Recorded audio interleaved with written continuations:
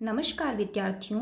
आज हम सब कक्षा 8वीं हिंदी की पाठ्य पुस्तक पसंद भाग 3 के द्वितीय पाठ लाख की चूड़ियाँ का अध्ययन करेंगे, जिसके लेखक कामता नाथ जी हैं। तो चलिए सर्वप्रथम उनका जीवन परिचय देख लेते हैं। कामता नाथ जी का जन्म 22 सितंबर सन 1934 को हुआ था और इनकी मृत्यु 7 दिसंबर सन 2012 में लखनऊ में हुई थी। कामता नाथ जी के द्वारा रचित यह कहानी लाख की चूड़ियाँ मशीनी युग के दुष्प्रभाव को इंगित करती है।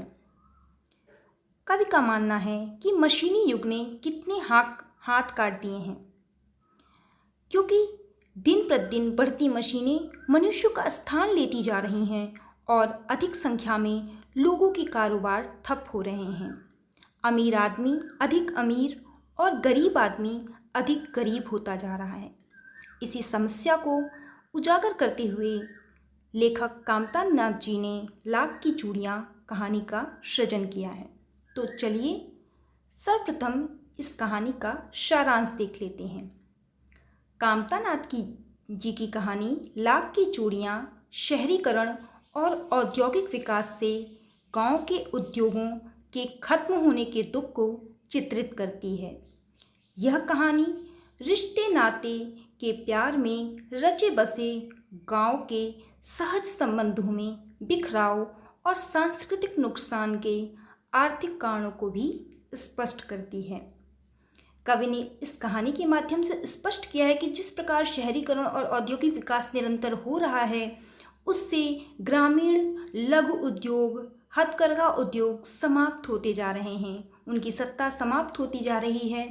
गरीब व्यक्ति और गरीब होता जा रहा है और इन्हीं आर्थिक कारणों से उनके जो परस्पर सांस्कृतिक संबंध हैं, उनके रिश्ते नाते हैं, उनमें भी बिखराव होता चला जाता है। यह कहानी एक बच्चे और बदलू मामा की है, जो उसे लाख की गोलियां बनाकर देता है और वह बच्चा इस बात से बहुत खुश होता है। धीरे धीरे समय बीतता है और वह बच्चा बड़ा होने के बाद एक बार फिर गांव आता है और बदलू से मिलकर औपचारिक बात करते हुए उसे मालूम होता है कि गांव में लाख की चूड़ियाँ बनाने का कामकाज लगभग खत्म हो रहा है। तात्पर्य यह है कि जिस प्रकार औद्योगिक विकास हो रहा था निरंतर, उसने लाख की चूड़ियों के लघु उद्योग पैतृक व्यवसाय को एकदम सिरे से समाप्त कर दिया था, क्योंकि लाख की चूड़ियों का स्थान कांच की बड़ी चूड़ियों ने ले लिया था। इस बात ने बदलू को धीरे धीरे भीतर ही भीतर कमज़ोर बना दिया था। बदलू इस बदलाव से दुखी है, किंतु वो अपने उसूल नहीं त्यागता तथा साथ ही अपना जीवन चलाने के लिए कई और रास्ते निकाल लेता है। इस कहानी में लेखक विपरीत परिस्थितियों में भी अपने उसूल को ना त्यागने की सीख देता है तथा उन्हें इस बात पर संतोष भी है।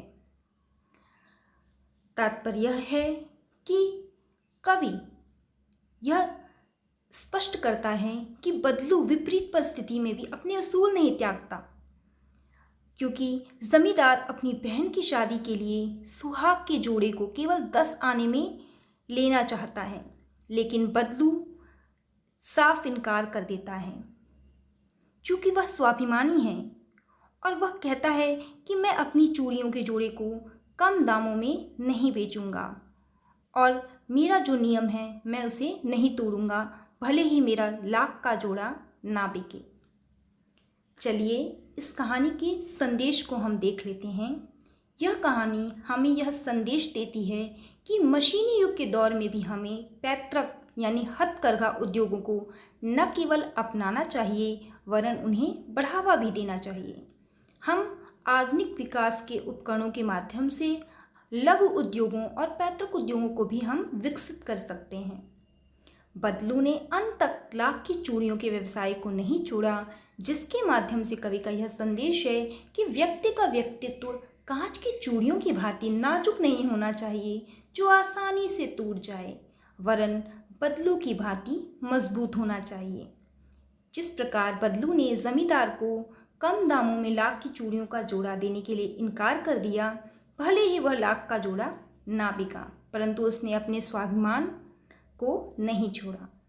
आशा करती हूँ आप सभी को लाख की चूड़ियों का सारांश समझ में आया होगा।